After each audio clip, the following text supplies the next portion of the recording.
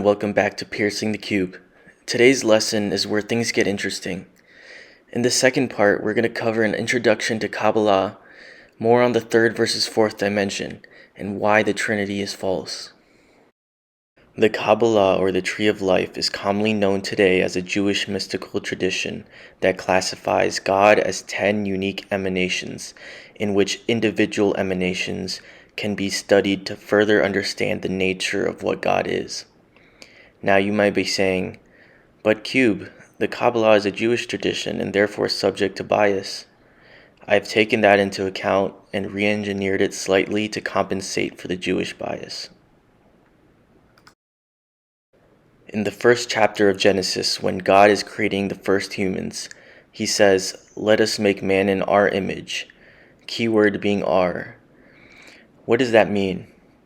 It's the clue that God is giving us that he has two main aspects, the masculine and the feminine. Why is this important?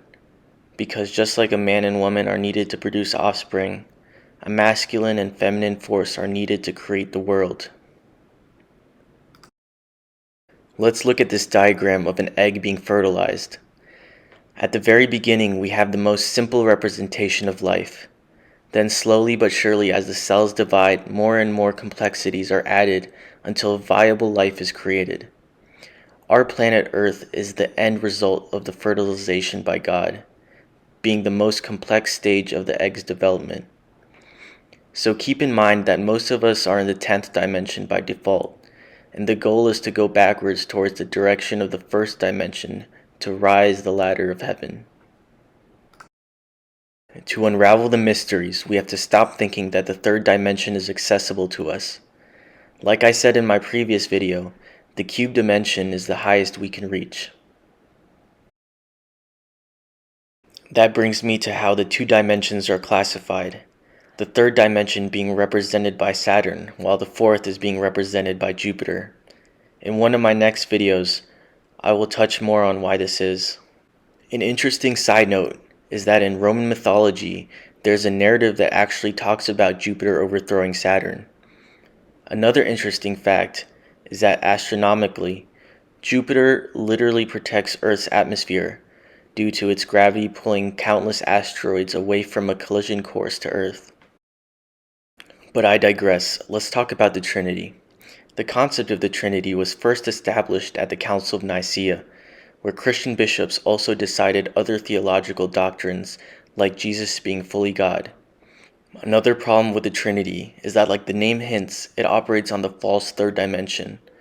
Another clue to why the church loves to use the 2D cross symbol to visualize God. They are stuck in the third dimension, which is not heavenly like many would assume, but rather an illusion created by Lucifer to allow evil and wickedness to take root on earth.